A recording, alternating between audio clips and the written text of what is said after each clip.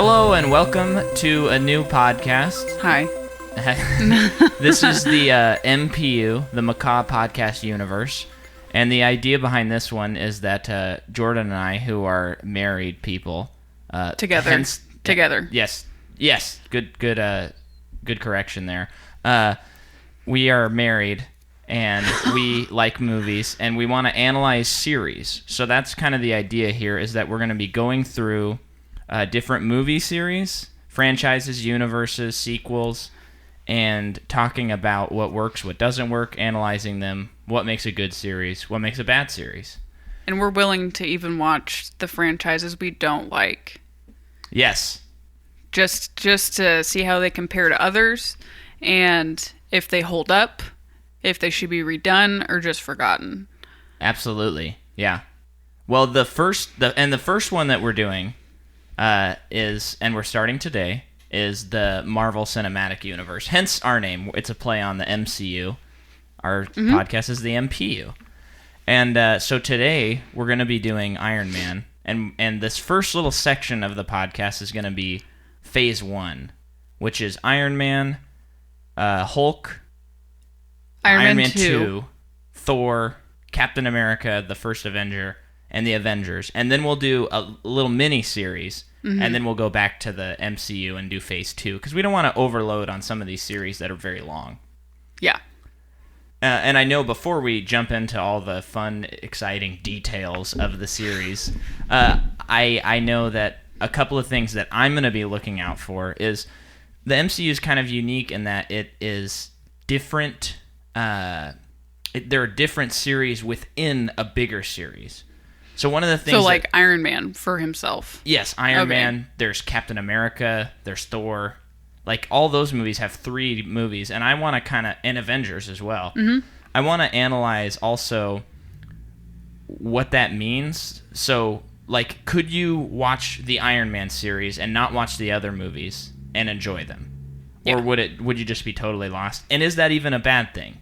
Yeah. So that'll be a thing that I'll be keying in especially on. Mm-hmm. I don't know, do you have any thoughts that you'll be carrying through this specific series? Just thinking of because I'm not a huge fan. These are probably my least favorite ones out of the MCU. The Phase 1 movies? And probably just figuring out what they're doing now, why it's working for me, and why these didn't work for me. Okay. Yeah. Well, do you want to just jump right into it? Who goes first? Well, I have some old facts about Iron Man. Okay. So maybe I'll go first. Okay. So, as you may or may not know, listener, different characters are licensed to different studios because in the 90s, Marvel gave out the rights to a lot of their characters, which is part of the reason why Spider-Man took so long to get into the Marvel Cinematic Universe and why, say, Fox owns the X-Men and the MCU can't use them, or the Fantastic Four, or Deadpool. So who owned Iron Man first? So let's see. I believe 20th Century Fox owned it first, and Nick Cage was interested in doing a movie where he starred as in 1997. Why didn't we see that? Well, he did later do the Ghost Rider movie. Do you remember those? Yeah. Oh, that's Marvel? That's Marvel, I thought that was but like Dark Horse. No, that is Marvel. At least we got him for one of them. And then originally, there's a guy named Stuart Gordon, and he directed a movie called Reanimator, which I've heard of, but I don't know anything about. It's a cult classic. It is? Okay. Yeah, from a while ago, but Okay. Pretty good movie. Have you seen it? Mm-hmm. Oh, what's it about? He reanimates a corpse, and I believe they kind of like are evil, or like, like a zombie, so they're trying to get you. Oh. I think that's the basic premise, not to get too much into it, but I remember watching with my dad and him saying like, yeah, when it came out, like no one really liked it, but throughout the years it's become one of a horror type movie that people have really gone back to, especially for zombie related things. Interesting. Yeah, I it was one of those things where I was reading about this and I just was kind of like, okay. But originally, the first like Iron Man movie, because this movie's been in like pre-production and ideas since the 90s. People have been trying to make Iron Man a movie. And so Stuart Gordon was originally going to direct a low-budget movie. Interesting. And there were a bunch of them, actually, that I was reading about. But the ones to note was the 20th Century Fox, Nick Cage. Mm-hmm. And then this one you're going to wish that we would have seen. In September of 1998, Tom Cruise was interested in producing and starring in an Iron Man movie. It's okay, though, because he probably was like, no, let's really do Mission Impossible. Yeah. Which is a series we will definitely cover on this podcast. Yes, and I would so much rather him be Ethan Hunt than Tony Stark. Yeah. So I'm glad he made the sacrifice to not do it. Yeah. Well, and not to go too over the top with... Not over the top, but not to jump the gun on our opinions of the movie and stuff, but I know there are people that can do, like, jerk billionaire, but I don't know that anyone... Like, Robert Downey Jr. is Iron Man. Yeah. He just is. Yeah. And it's tough to even imagine anyone else, even someone as cool as Tom Cruise doing it. Yeah. In 1999, Quentin Tarantino was approached to make a movie. Okay. I'm sure that probably, some of these facts you find out about, and it was probably just like one meeting. Yeah. And, or something was like someone put some kind of script on his desk. Yeah. With and he was like, 7 this other is scripts. Interesting Yeah. or not interesting. I don't know. But then another one, I thought this was kind of interesting. Joss Whedon was approached to direct in 2001. And he would later go on to direct Avengers and Avengers Age of Ultron and be a pretty big part of the middle stages of the MCU. What else has he done? Joss Whedon? Yeah. He was involved in that show Firefly. And, right, okay. Not Felicity, but Buffy the Vampire Slayer. Cool. So he kind of had that following there. And he helped direct Justice League, which we will get into in a different episode because that is a whole can of worms. But so part of the issues with this is Iron Man is not a character like Spider-Man. You throw Spider-Man on a movie and you're going to make millions and millions and millions of dollars. Mm-hmm. Even Hulk, you might do okay. But Iron Man was a lesser known property up to this point. Mm-hmm. So Marvel conducted like focus groups to help remove the perception that the character was a robot. And they were pretty successful, and it helped Marvel formulate a plan, which included 3 animated shorts, to kind of segue people into this idea of this hero that's lesser known. Interesting. So that's kind of the information pre-production of Iron Man. Mm-hmm. Do you have anything you want to jump in on now? I mean, I could... No. I if you want to start focusing on who's in this movie... Okay. Well, I did just look at my notes, and there is some more. Maybe I'll keep going. So this movie, it's been in development since the 90s. Oh, so it was originally at Universal Studios. Then it went to 20th Century, and then New Line Cinema. And then in 2005, Marvel gained film rights to Iron Man from New Line Cinema. I thought this was interesting. Disney didn't own Marvel Studios until 2009. Mm-hmm. Okay. So these first 2-3 movies, Disney didn't really have a hand in. In April 2006, Marvel hired Jon Favreau. And yeah. So now you want to... Because this movie's directed by Jon Favreau. Mm-hmm. Do you want to hit me with some Jon Favreau facts? Well, the interesting thing about him was... So his first movie is Made when 2001. Like, the movie's called Made. It's called Made? Yeah. Okay. And it like stars... M-A-I-D or M-A-D-E? M-A-D-E. Okay. And it stars him and Vince Vaughn. Uh-huh. And they're boxers that get wrapped up in some kind of money laundering thing. That sounds interesting. Yeah, sounds interesting. And then he did like a TV episode of something, and then he did Elf in 2003. And then, which is one of the best Christmas movies of all time. Haven't Comedy really had classic. a Christmas classic since then. So it's always like, well, is anything going to be Elf anytime soon? That's what you say every Christmas. But the answer keeps being no. No. So then after that, it's Zathura in 2005, which is a Jumanji remake. Yes. Did you see that as a kid? I have not seen Zathura. Loved it as a kid. It had Josh Hutcherson and Jonah Bobo, his younger brother, in the movie. Bobo? Dax Shepard is in it. It's got the Dax man. In Jumanji when that... What is it? Oh, like he's kind of like the Robin Williams character. He kind of like comes out and it's like, what has he been doing in this game? Like, what is he doing here? Oh. And you kind of learn a story about him. That's kind of like a space version. It's a space Jumanji, version. Right? They're like the house that they're in gets like vaulted into space, and they're trying to get back home. Cool. And the whole premise is they're supposed to hang out with their dad, but their dad had to go to work for like a business emergency. And then you have Kristen Stewart, who I believe might be their sister / a neighbor, like a girl, just like a girl. Great, loved that movie so much. Doesn't beat Jumanji, but loved it. Probably not now. And then, so that was 2005, and then a couple more TV episodes, and then Iron Man in 2008. So he only did 3 movies before Iron Man. And I would argue, I mean, I've never seen Made, but it didn't seem like an action movie.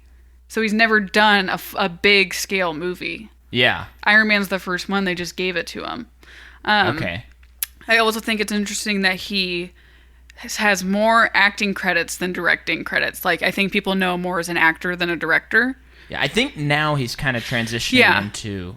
After he's done Jungle Book and Lion King and Iron Man 1 and 2... It's kind of like, okay. Yeah, but I mean, like, if you don't really know someone that well, or, no production notes of someone in a movie, like, he's in most of the movies that he directs. Yeah. So you're probably more going to think, like, oh, he played the Doctor in Elf. That guy was funny. Happy Hogan in Iron Man. He might not even realize that he is in... He's a director. Yeah, so it's just like, you think about him more for that than as a director. And it's interesting because he goes on, he has directed a lot more, especially being involved in Marvel movies since this one, as they kind of kept him on, which is, I think, great because I think he does a good job with the character. And then, but yeah, all of his filmography is really interesting because he has someone like Iron Man, which is a very different movie than his past movies, and then he still is making like that movie Chef. He directed and starred in that movie. Was that like 2013 or something? Something like that. I can't remember the exact date. But like it's just so different than so he's pretty. If you really look at his filmography, versatile. Yeah. And it's like he seems like a guy that's like, I want to make a movie about this. Yeah. And then I'm going to make the next Iron Man. And now I'm going to make a movie about a chef who quits his job and buys a taco truck. Yeah. And it's like, oh, cool. And I think it did like, okay. Yeah, I heard it was good. Not a lot of good actors in it. Yeah. But then, of course, now it'll be curious to see where his career goes now because then he does Jungle Book, which I have not seen, admittedly, but opinion-wise, it looks like a steaming pile of crap. And then we see the teaser for Lion King, and I'm thinking, this looks even worse than that steaming pile of crap I saw. But then he's also producing the Star Wars show, The Mandalorian. That'll be on the Disney streaming service. So I don't really know how to feel about him. Because I do like some of his work, but he's very confusing to me. Yeah. He's a very confusing director. I mean, I respect him, but I don't know how like remembered he'll be, which isn't necessarily a bad thing. For someone who's directed some movies that I really like, it's still like when I hear Jon Favreau's making a movie, I'm not like so excited to see it. I gotta go see the new Jon Favreau movie. No, yeah. That's what he's like to me. Yeah. That's mostly what I have on him. Okay. Well, I don't know if you read about this, but there are 4 credited screenwriters on this movie. Mm-hmm. I looked at that as well. Okay. So we have Mark Fergus and Hawk Ostby. Yeah, his bird helped him. Yeah. And then... well, they both wrote together Children of Men. Oh, what? And Cowboys and Aliens. Oh, what? They both have writing credits on those movies. And interesting. Then, who is, sorry. Art Markham and Matt Holloway both have writing credits on Iron Man, as well as Punisher Warzone. Okay. And Transformers The Last Night.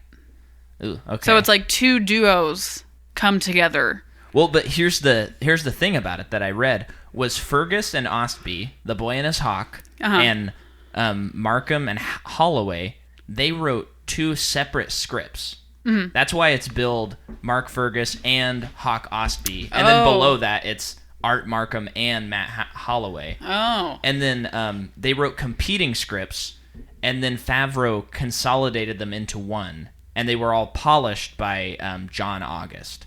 Oh, okay. So I think he just took the best parts of both scripts. I would imagine that probably, I mean, I don't know this for sure, but probably one of the scripts focused more on Obadiah Stane and Pepper Potts and Iron Man, and the other one probably focused more on the war in Afghanistan. Yeah.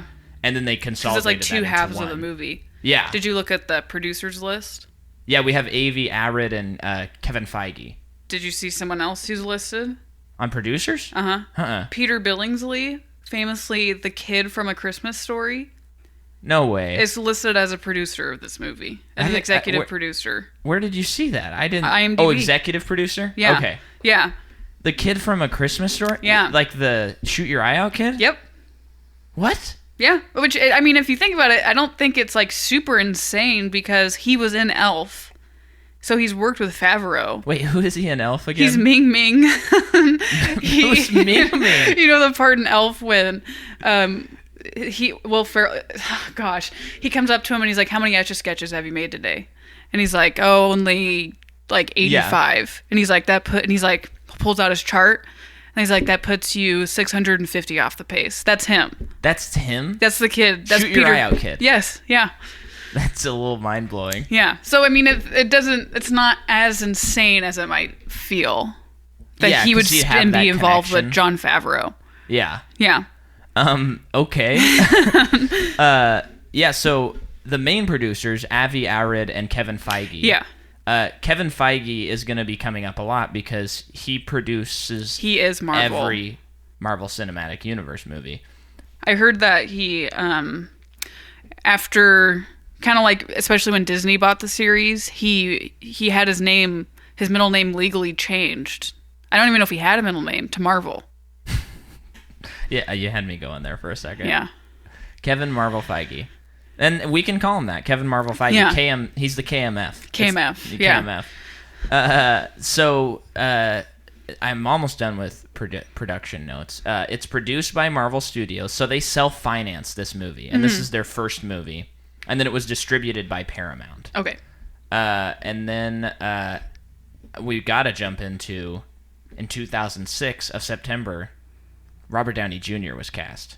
Mm-hmm. So interesting thing about him, because, you know, he has quite the, you know, he's like a comeback actor. He had, you know, drug abuse, alcohol abuse, got into trouble with that, went to rehab for all of that. And I was thinking, I was moving around. I was thinking, where's the gap in his career where he's not doing anything? Because he's dealing with his abuse problems. Yeah. He has never stopped acting. Like, he has something every year. Really? Sometimes multiple things. I mean, you know, you usually work on something a year before it's actually done. Right. So there's that. But no, he's been in several things. His first acting credit was in 1970, and it kind of just goes from there, and he never stops. If you look at him on paper. Yeah. And then I just kind of noting some of the big things that people, you know, like, oh, he was in this. Something that I first noticed him in was the movie Chaplin in 1992. Yeah. Where he's Robert Downey Jr. No, he's Charlie Chaplin. And that movie is directed by Richard Attenborough, the guy who says, "Welcome to Jurassic Park." Yes. And he was nominated for an Oscar and a Golden Globe, and he won a BAFTA for that role. Okay. And then you have from that, he's in Natural Born Killers, a movie I have tried watching twice and can't get past the first 10 minutes, so I've never seen him in it. My opinion, I don't like that movie, but he is the best part. Okay, he comes in at the end, and he's so different from anything he does that you're just kind of like, who? What? Yeah. What? I didn't know he could do this. Yeah. He's crazy. Maybe I should just skip to that part. And then in 2005, Kiss Kiss Bang Bang, which is apparently an amazing movie that I still haven't seen. And then you have Zodiac in 2007, which I think, from everything I've seen him in, that's kind of a changing and defining moment in his career. Yeah. Because he does so well as a reporter, struggling with alcoholism, also just trying to wrap his head around this serial killer and how to report on it. And he's the person the Zodiac sends stuff to him. Yeah. I think that kind of solidifies him back after all his drug addiction and stuff. That makes people like our parents go, okay. Yeah. This guy is like doing it again. Yes. And then is this the next movie, Iron Man? Next movie is Iron Man, 2008. And then he defines his entire career. Yes. And then, I mean, he furthers it with Sherlock Holmes, which is very successful. Right. And it's like, yeah, he was Iron Man, but he's also Sherlock Holmes. Yeah. He can just do it. And then in 2010, he's in Due Date and Iron Man 2, which were two very popular movies. Yeah. Due Date, it rules. Yeah, funny movie. That movie is great. Yeah. I stand by that movie wholeheartedly. Yeah. He's perfectly casted in that movie. I agree. A couple of things about him is Favreau really wanted to cast Downey because of the public's perception of him, because he thought that would play well. Because, a lot of times actors bring baggage into a movie. You see Leonardo DiCaprio, and I think, like, here's someone who maybe is really angry or like has anger under the surface. Here's someone who, you see all their previous roles. There's very few actors that come into a role blank slate. Mm-hmm. Yeah. Even your Daniel Day-Lewis's, it's like, well, we know that he spent an entire year of his life pretending to be this person or something like that. Yeah. That baggage Favreau wanted to highlight, and I think it works. I think it works really well. Absolutely. And I think Downey also helped kind of revise a lot of his dialogue, so that I think he has more of a connection to the character. And he was paid $500,000 for the role. That's it. That was what he was Isn't paid he for this now movie. like one of the most top paid actors of all time? I mean, we'll get into it because I think there's information, but I think in some of the later movies he gets paid like, $20 or $30 million, something crazy like that. Could be wrong. So filming began in March 2007, ended in June. This movie got 2 Academy Award nominations: Best Sound Editing, Best Visual Effects. Music was done by Ramin Djawadi. Ramin? Is that how you pronounce it? Is it Ramon? No, Ramin. Oh. And as far as the soundtrack goes, it makes the movie pretty dated. Yeah, just a lot of Half early time on the 2000s drums, guitars rock. Going, I was just like, oh, I wonder if Metallica was part of this. Oh, I wonder if I know I had read that the composer felt like Iron Man is a rock star, so he wanted it to be, him and Favreau wanted it to be led by guitars and stuff, which and makes that makes sense. The style dates of it dated the movie. Yeah. Budget of the movie, $140 million. And like I said earlier, this is self-financed by Marvel.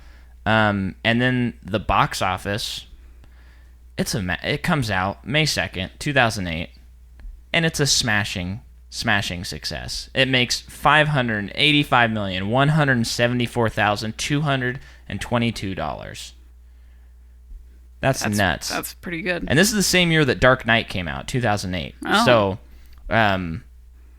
that's all the production I have. And also Stan Winston, the guy who made the Jurassic Park effects, helped with the suits of armor and made that stuff. Oh, okay. The practical That's cool. parts of that. Yeah. So, what do you have anything else? Just on actors. Okay, yeah. We can just get into it when we get to them. Okay. Do you want to hop into the movie then? Yeah. So the movie starts out with Iron Man, Tony Stark riding in a caravan in Afghanistan with those troops. And I think that that's such a great introduction to his character. Yeah. The fact that he's teasing them and yet they're intimidated by him just because of his persona just says he's so wearing much like about it. a 3-piece suit, drinking scotch. Yeah. I think he has like only a bulletproof vest on underneath his suit. Yeah. So he looks great. But it's just like he's very calm and cool and collected in a pretty like war-torn area. Yeah. Because he has his weapons to protect him. And I think that that's such a great way to introduce his character. And then the convoy is attacked. He gets some shrapnel, and then it cuts to 36 hours earlier. Mm-hmm. And this is when we watched it with Bobby. Mm-hmm. And this is when you realize this movie has, like, as he was saying, a much harder edge to it than following Marvel movies. Yes, because it's PG-13, but it just shows like a naked woman in his bed. He's drinking a lot in the movie. The violence is a little bit graphic's the wrong word, but slightly more visceral. Yeah. And I think that most women are sexualized, but I think that is because it's showing how Tony Stark views women. Yeah. So that was also... But I also think it's 2008, and they got away with that more, too. So it was just like, every woman, even Pepper Potts... Yeah. It was just like, oh, she's pretty. Yeah. I do think they do provide depth to her as the movie progresses. She's good. I'm not saying she's not good. But, I mean, if you just pay attention to what she's wearing the whole time, it's just... Even when she's working, it's just like kind of a tight skirt, really high heels, kind of a low-cut shirt the whole time. Yeah. She actually gave like my second favorite performance of the movie. Yeah. I don't remember her being this good in these movies. Me neither. Like I thought she was fantastic. And the chemistry between them was really, really good. Mm-hmm. I mean, I think you got to give the best performance to Robert Downey Jr. Mm-hmm. Because like from that first scene, like I said... You just get who this character is, and you're like, I'm in. Yeah. And before this movie, Gwyneth Paltrow's career was pretty established. It's just like, okay, that's Gwyneth Paltrow. But she comes from, I don't know if you know this. I mean, I've never seen Hook, but she plays young Wendy in Hook. Does she? Yeah. And then I've seen Hook, and I will stand by, that is a bad movie. Haven't seen it, so couldn't... Oh, you haven't seen it? I remember I was going to watch it with you that one night, and then I left. I know it's controversial, but if you take off the nostalgia, it's a bad movie. Yeah. Well, then we're not going to get into it. But then you have her in Seven in 1995. She's in Part 8, Paul Thomas Anderson's first movie. That's right. In 1996. Then in Royal Tenenbaums in 2001. Oh, yeah. And then post Iron Man, her career actually looks pretty similar to Robert Downey Jr.'s. Like she's in more non-Marvel movies than he is. However... You see so many Marvel movies that is on her filmography. Yeah, because she's in all the Iron Man. I think she's in a couple of the Avengers. And she's in Spider-Man Homecoming. That's right. She's in like one or two scenes, though, I think, in that whole movie. That was probably like a day or two of shooting. Yeah. But still. But she doesn't... I think it's kind of clear that she doesn't need to be. Mm-hmm. And doing a lot more than whatever she just wants to do. Or contractually obligated by Marvel to do. Yeah. I think it's kind of fascinating. We talked about this after we watched it last night, that I used to kind of look at Downey's career, and I was kind of annoyed that he had so few movies that weren't Avengers movies and Marvel movies. But now that I'm a little older, hopefully a little more rounded out as a movie watcher, I think it makes sense when you're putting out that many movies. It makes sense that you want to just focus on that character. Mm-hmm. And that's a good paying job. Yeah. And so what's cool, what will be really interesting is when he's done being Iron Man, I can't wait to see what his next like 3 movies are going to be. Yeah. Because I think he'll probably make the Oscar plays. Mm-hmm. I feel like at that point he'll be like, okay, I want an Oscar. Yeah. He kind of tried to do that with The Judge, I think, but that was a bad movie. Yeah. If you, listener... like hearing this talk about movies, there's a podcast called Blank Check, and they do this episode called Judging the Judge, and I laughed pretty hard listening to that. Anyway, anything that you're jumping on? We were talking about the harder edge to the movie. Yeah. It was pretty interesting to me that, so like, at least a third, probably a little bit more of it takes place in Afghanistan, which means like, he's captured by the enemy, basically, and held hostage because they want him to make his own weapons to use on further power. Yeah. And I just think it's interesting. In 2008, big part of it takes place in Afghanistan, which in 2008 we were still kind of in we were in the Middle East. Yeah. So I feel like it was super relevant in 2008. Yeah. But watching it now, it's pretty interesting. I mean, I'm not saying that anything was stereotypical or racist. I don't think so. But it was really interesting because I don't know if that would be a thing to be done now. Like, if that would be a writing choice to be like, okay, it's going to take place in Afghanistan, like war-torn Afghanistan. Yeah. I just thought that was, in 2008, it totally makes sense to have it there. And I think because of where the movies go, it's like we're going to see so much of cities. Mm-hmm. And we see a little bit of cities in this movie, but it's actually kind of refreshing that there's like desert landscapes to look at. Yeah. Because you don't really see that in the rest of the movies. Well, I think it takes place in Southern California when it's not in Afghanistan. That's it. They don't go anywhere else. Yeah, and that's kind of nice. This movie is well. I mean, to throw an opinion out there, I mean, I think the movie holds up really well. Yeah, I think it's good. I think it's probably one of the better of the whole series. Yeah. The things that really work, as far as analyzing it from a series perspective, is that it really looks like they just made the movie. They made it the best they could do, and of course I'm sure they wanted a sequel, but there was no like, let's leave a bunch of dangling threads so that we can pick up on a sequel. It was like, no, let's just make one cohesive good movie. If you watched Iron Man and walked away, you wouldn't be left unsatisfied with the story. Yeah. And so I think that provides a really nice basis for the entire universe, because you just learn about one character who's going to be essential to the entire bigger story, and you learn enough about him that you can take him with you with the rest of the movies. Yeah, I think it does thrive from being a self-contained movie, because it's about, he is captured for 3 months. They want him to build his own weapons so that they can use it. I'm talking about the enemy. And then he builds his first Iron Man suit in this cave and breaks free, goes home. And then as he's home, he owns Stark Industries, heir to the company who makes weapons for war. Like, that's their primary thing that they make. And then he comes back and he's like, we're not doing that anymore. We're going to focus on like research. I don't know. It just basically, we're not going to do weapons anymore. To which Jeff Bridges, who was like his partner, Obadiah Stane. Yes. Which I like that name. Me too. That's a good name. But he's like, you can't do that. It's going to tank the company. And we have all of these interesting interests, or, people on the board who also make the decision. And it's a pretty interesting anti-war movie. Yeah. Which is also interesting in 2008, when I don't think that was a huge thing yet. Yeah. Because we were so in the Middle East during that time. So because a lot of, when Tony was like, we're going to like get rid of the weapons, just about everyone's like, you can't do that. We need them. Yeah. And I think that's interesting. Even Pepper Potts was like, you shouldn't do that. Uh-huh. You have to think about your company.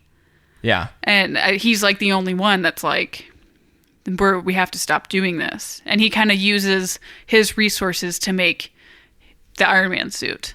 Yeah. But not as a weapon to create power or dominance, but to stop the like production of his weapons. Yeah. In a way.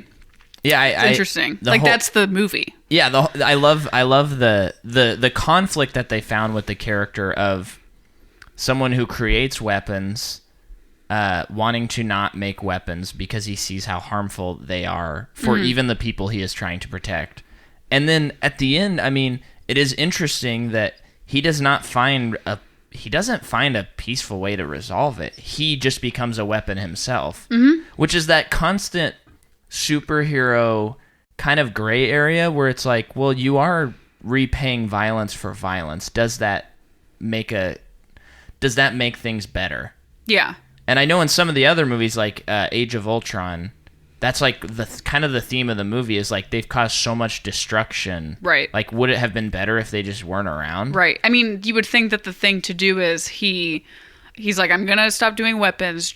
Obadiah Stane is like, you can't do that. He becomes the bad guy of the movie, essentially. And Tony has to beat him. And once he beats him successfully, you'd think like, okay, hang it up. Yeah, hang it up and now give your research to medical stuff. Yeah, like that. But I mean, it's also, device. It's Tony Stark. Yeah. So I don't think he can. I don't think that's in his character. Yeah. To really do that. Yeah. Well, and speaking of Tony Stark, it was crazy because I've only seen this movie one time before last night. I saw it in the theaters when it came out, and I loved it. And then I never saw it again. And it was crazy seeing how he has kept, Robert Downey Jr. has kept that character so cohesive throughout this entire 19 movies. And I know that he's not in every single one, but I mean, we're talking 10 years plus if you count the fact that before, I mean, they started filming in 2007. So about 11 years he's been this character, and he's kept it cohesive. Yeah. And it makes sense, and there's been character arcs, and there's been growth.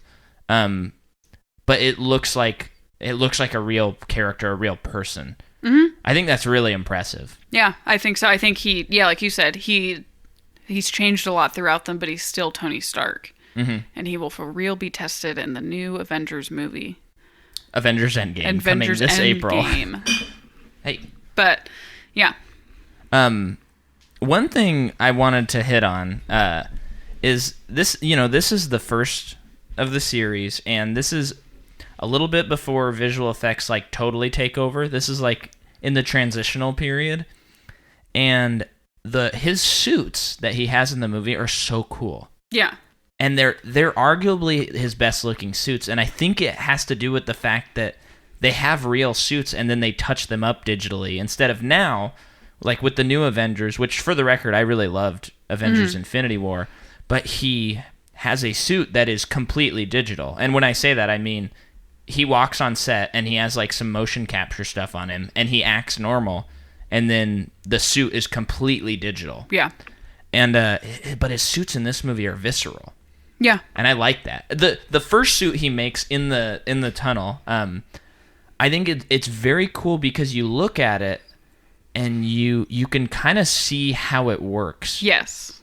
Like you see the different things he's doing and the close-ups on the armor, and you go, not that I could build it or anything like that, but you could see someone feasibly making that. Yes. And that was a big thing that we talked about last night, was this movie, it is a science fiction movie, and a big issue that some science fiction movies run into is it's important to explain things so that the audience isn't totally lost. Yeah. However, you can't explain the most complicated physics, chemistry things to an audience because, I don't know what that means. Yeah. It's almost better to just not explain it. And they don't really explain a lot of it throughout the movie as he's making the suit, but you're watching him do it. And as you watch him, you're like, that makes sense. And that makes sense. His whole progression, like him laying out those plans for the guy with those sheets of paper that they stack on each other.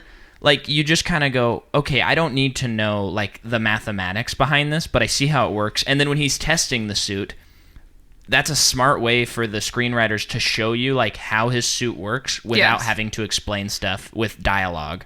Yeah. And then by the end of the movie, you're, like, buying all the things that he's doing, because you're like, I've seen him test it all. Yeah, I trust the filmmakers, the writers, the people who designed it physically. I trust them that it works, and then I trust Tony Stark as he's making it. It's like, oh, he did the one in the cave, why couldn't he do this one at his house? Right, with better equipment so and better resources. Yeah. So it's like, yep, you don't need to explain it to me. Yeah. I mean, you did just by showing it. Yeah, and that's part of why this movie works so well. Let's see, that first scene where he's escaping the cave, I think is kind of cool because they didn't go like too over the top with this style, but they kind of shot it a little horror movie-ish. Yes. Do you remember when the bad guys come in and they just see this huge, what they shoot to look like a monster, but it's Tony Stark in his big Iron Man suit, and he's shooting them all and frankly killing them. Yeah. I just think that's cool. They even, used horror movie shots more towards the end too, when Pepper Potts and the Agent of S.H.I.E.L.D. guy and those people enter the facility to try and find Jeff Bridges because they know that he's doing something violent and terrible. Yeah. And that one shot in particular when she's like looking through all these chains that are hanging down from the ceiling, and it's just the way it's lit is really dark, but her face is really pale and light. And then it switches to what this darkness in the chains and these light and the eyes turning on. Yeah. Like that is like so perfectly well done for a horror movie. Yeah. It's the perfect moment to do it for the bad guy. Yeah. Because I know to fear it. Right. It's great. It kind of flips what you saw in the movie. It reverses roles. Yeah, almost. and I think that his suit, Jeff Bridges' suit, looks a lot like the first Iron Man suit in the cave. Oh, yeah. So it's primitive looking. Well, yeah, because they get the plans from his old suit because the terrorists were putting it together. Right. Yeah, that's a good point. We talked about this. This movie is a good example of they took the lessons from 2006 Batman Begins. Mm-hmm. They learned all the right lessons from that movie. Because a lot of what the new DC universe has done, their first few movies, is they said, okay, The Dark Knight and Batman Begins were really dark. So we're going to make our material dark and our visuals dark. Yeah. But they didn't... I mean, I kind of like Man of Steel, but with Batman v Superman and stuff, they just tried to make it dark and moody, but they didn't learn that the reason why we all like Batman Begins was because it was rooted in some realism, not too much. Mm-hmm. It still felt like a comic book. It's like surprising when you go back how comic booky they are. Yeah. Which is a line from Blank Check. Christian Bale looks like he was ripped out of the comic books. Yeah. You see that hair? Yeah. It's comic book hair. It is comic book hair. And so those movies are like dark and gritty, but they're not completely devoid of human touch and feeling and emotion. Mm-hmm. And this movie is like, okay, let's root it in realism a little bit, like plausibility, and then let's make a character study. That's why we like it, because it's a nice character study. And that's what I think they lack in some of these later Marvel movies, is where they lack the relatability to a character. Yeah, some of them are too focused on setting their goal things up. Or what their ability is. Yeah, it's like, get over it. We will get into. It'll be interesting because there's some of these movies that I feel like are gonna hold up better than I thought in the Marvel universe, and then I think there's a few that, like next week's episode, The Incredible Hulk. I saw that movie once in theaters and I loved it. Yeah. I think I'm gonna not like it at all this time around. Yeah. So that'll be interesting. The scene when Pepper Potts is replacing Tony's heart is such a great scene. Yeah. Probably one of my favorite scenes. Very well done. Because the chemistry between them, the jokiness of it all is just great. She holds his heart. Yeah, literally. Yeah. We were all crying like a couple of girls. Yeah, we were, yeah. Or boys. Boys can cry too. But they don't. Boys don't cry. Only girls. They can, but they don't. Yeah. And then the dance with Pepper when he notices her at the party, that's a very nice scene as well. Yes. And then what I really, really love in this movie is when we finally see him become Iron Man. Because when you're making a superhero movie, and this is why I hated Fantastic Four 2015, and I hated Justice League. Well, one of the many reasons for both of those movies is they did not have like that moment where you go, sure, it's rooted in realism, or sure, they're going for this take. But neither of those movies had that moment where you go, yes, I am watching a superhero movie. Because you can't forget that it's a superhero movie. Yeah. Like, you can do your take on it, but even when, like Logan, which was kind of an anti-superhero movie, more of a Western, as we all know, it still had moments where you were like, yes, that's Wolverine. I love this. So in this movie, I love that scene where he goes into Afghanistan to destroy some of his weapons, and he lands, and the terrorists have taken people hostage, and he like punches a guy. The guy goes flying. They take all these hostages. That guy's dead. He's very dead. Was flung into the side of the building. It's almost a wonder how he just didn't explode when he hit it. Yeah. That guy's dead. He is dead. He's a terrorist, so... Yeah, no, it was one of those moments where it reminded me of Captain America Winter Soldier when someone gets thrown into a turbine of a plane And I remember in a theater, like, there are children. And it's like, Yeah. I know that it wasn't gory technically, but there's a lot of things in these Marvel movies, if you think about it a little too much, you're just like, he's bad. It's good he's dead. Yeah. But wait a second. That's Right. a lot of people dying. Yeah. And then when they destroy cities and stuff, you're like, they're not just killing bad people. There's no way. Right. But that's part of the whole thing. Like, it's not something you think about when you're watching that movie. Yeah. There is that funny thing, though, in the movie where after I don't remember, it's after the final fight, there's a news report, and it says 0 people injured in the street battle between Iron Man and Obadiah, and you're like, okay, a way to cover yourself, I guess. Yeah.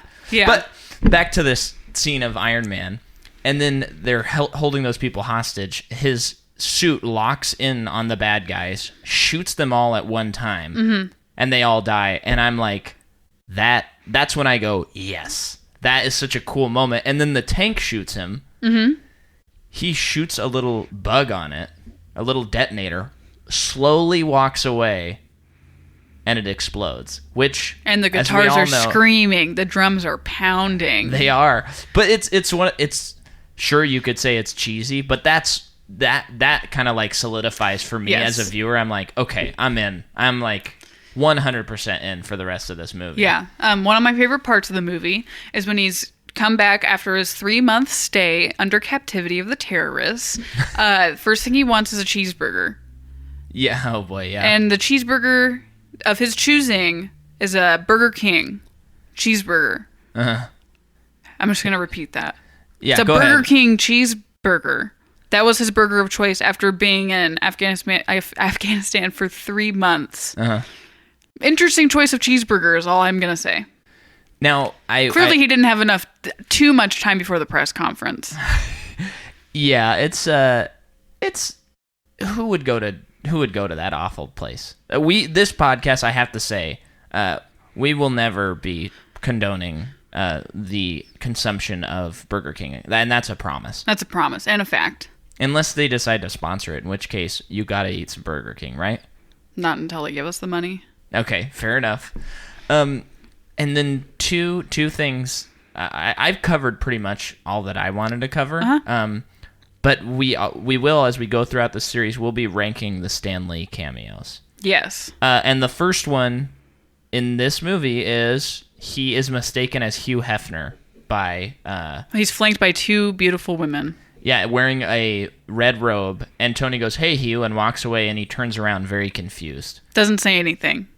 Good cameo. Yeah. And then there is a famous thing called a sky beam, made famous by all the movies in the early 2000 teens. And this one has 1 sky beam. So we're going to be keeping a Marvel sky beam tally because that's usually they're blue. For some reason, they're always blue, it seems. And that's when a beam of light and energy shoots into the sky. So this is the first one. We'll give it a pass. But I know in Marvel Phase 2, I think there was at least 1 in all of those movies, which was insane. And I remember watching honest trailers, and everyone was like, okay, enough with the sky beams. We don't want to see them anymore. They're just too visually pleasing. Apparently. Yeah, for the filmmakers, I suppose. Yeah. So I give this movie a pass. Just like it belongs in the universe?